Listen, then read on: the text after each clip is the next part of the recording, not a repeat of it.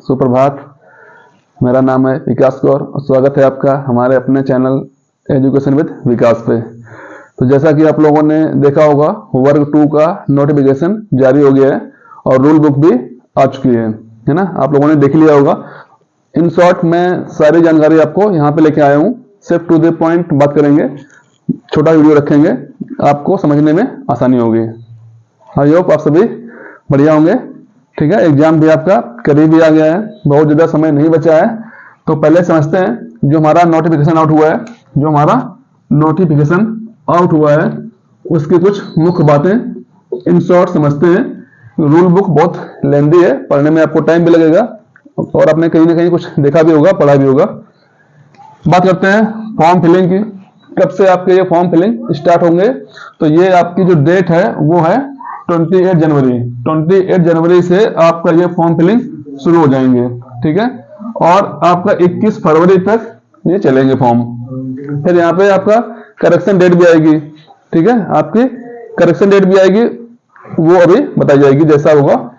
तो ध्यान रखना, फॉर्म फिलिंग 28 जनवरी से 11 फरवरी तक आपकी ये फॉर्म फिलिंग है। एग्जाम डेट सबको पता ही होगी, 20 मार्च 20 मार्च आपकी एग्जाम डेट रहने वाली है। ठीक है, पद संख्या अगर बात की जाए, वैकेंसी कितनी है? जैसी कि उम्मीद थी 10, 11, 12 हजार आएगी, है ना, वैसा नहीं हुआ है। कितना है? 7,929, मतलब लगभग में 8,000 पद आपके आए हुए हैं। उसमें से आपके स्कूल शिक्षा विभाग के हैं 7,082 है। जो जनजाति कार्य विभाग के हैं वो आपके 847 हैं। ठीक है, कितने हैं? 847 पद हैं। बात की जाए कौन इसको दे पाएगा, चयन परीक्षा को कौन दे पाएगा? जिसने पात्रता परीक्षा दी होगी, वो भी कब? 2018 या 2023। 2018 या 2023 की पात्रता परीक्षा अगर आप क्वालिफाइड होंगे, तभी आप इसको फिल कर पाएंगे। अब उसमें ये पता होना चाहिए आपको कि क्वालिफिकेशन मार्क क्या है। क्वालिफिकेशन मार्क कितने होने चाहिए? अगर आप यूआर कैटेगरी से हैं, मतलब या तो आप एमपी के यूआर हैं, और एक चीज, इस फॉर्म को कोई भी भर सकता है अदर स्टेट वाला, चाहे वो यूपी का हो, चाहे वो राजस्थान का हो, किसी भी स्टेट का हो, वो इस फॉर्म को भर सकता है, बशर्ते उसने यहाँ की पात्रता परीक्षा दी हो। बस ये जो कंपलसरी है। जो एमपी टेट होता है, जो आपका एमपी टेट होता है, ये उसने दिया हुआ हो। कौन सा? 2018 या 2023 वाला। और उसमें उसके क्वालिफाइंग मार्क्स कितने होने चाहिए? अगर वो यूआर से है तो 60%, और अगर वो अदर कोई, मतलब एमपी का ही कोई अगर यूआर से नहीं है, ओबीसी, एससी, एसटी से है, तो उसके 50%। कितना? 50%। समझ में आ रहा है? ठीक है, तो ध्यान रखना है इसको। वही लोग इस फॉर्म को भर पाएंगे, क्योंकि 150 मार्क्स का आपका पेपर होता है। 50% मतलब 75 मार्क्स अगर आपके हैं 50% वालों के लिए, तो आप इसके लिए एलिजिबल है, फॉर्म भर सकते हैं। ठीक है, और बाकी जो 60% वाला है, जो यूआर, उनके लिए होने चाहिए 90 मार्क्स। 90 मार्क्स अगर आपके हैं, 15 छक्का 90, हाँ 90 मार्क्स अगर आपके हैं तो आप उसके लिए एलिजिबल है। ठीक है, इस फॉर्म को आप भर सकते हैं।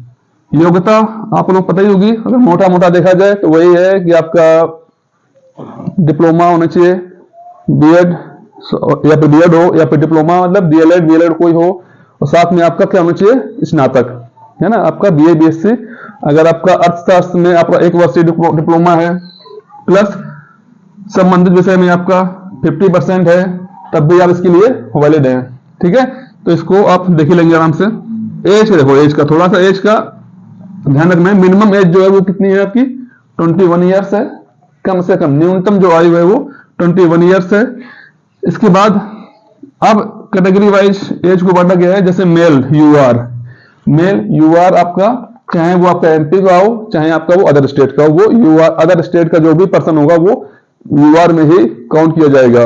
ठीक है, तो मेल यूआर जो होगा वो, उसकी जो मैक्सिमम एज कितनी है? अधिकतम एज है 40 साल।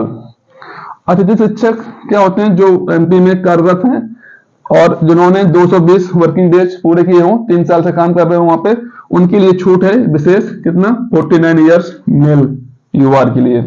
ठीक है, इसके बाद फीमेल यूआर कितना है, जो एमपी की हैं, उनके लिए कितना है 45 ईयर्स है।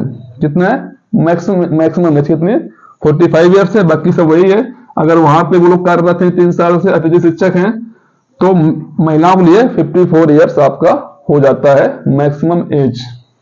ठीक है, और बाकी सब वही है, जो ओबीसी एसटी जो भी और अदर कैटेगरी वाले आएंगे 45-54 तक आपका चलेगा इतना मैक्सिमम।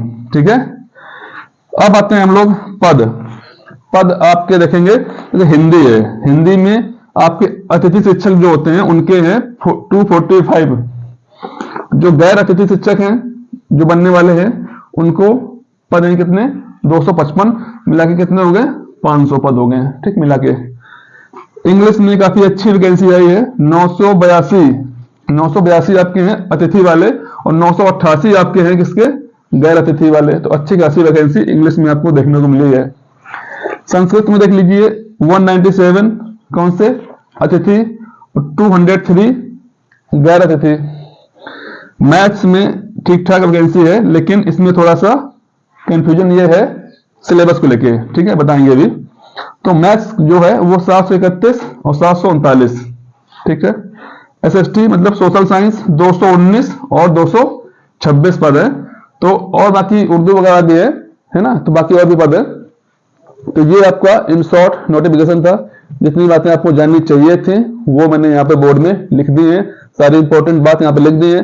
पात्रता परीक्षा आपकी क्वालिफाई होनी चाहिए, तब आप इसी फॉर्म को फिल कर सकते हैं, चाहे वो किसी भी स्टेट का रहा हो। लेकिन पात्रता परीक्षा में अगर आप अदर स्टेट के हैं या यूआर हैं तो आपके 65% मार्क्स होने चाहिए। मतलब 150 का पेपर होता है तो आपके 90 मार्क्स वहां पे होने चाहिए उसमें। ठीक है, और जैसा कि सिलेबस को लेकर बहुत ज्यादा बवाल मचा हुआ है, मचा हुआ पहले भी था, कोई पहले डिस्कस नहीं हुआ था सिलेबस क्या है। जब से सिलेबस आया है तब से बहुत सारे क्वेश्चंस घेरे में हैं। तो पहली बात तो ये है कि 100 क्वेश्चन होंगे, 100 मार्क्स के होंगे और 2 घंटे टाइम मिलेगा। ठीक है, पहले ये नहीं पता था कि कितने क्वेश्चन आएंगे, मात्र ये पता था टाइम होगा 2 घंटे का। जैसा कि लोग उम्मीद लगा रहे थे कि 120 क्वेश्चन हो सकते हैं, है ना। तो क्वेश्चन कितने हैं आपके, क्वेश्चन आपके 100 है। 100 क्वेश्चन 120 मिनट।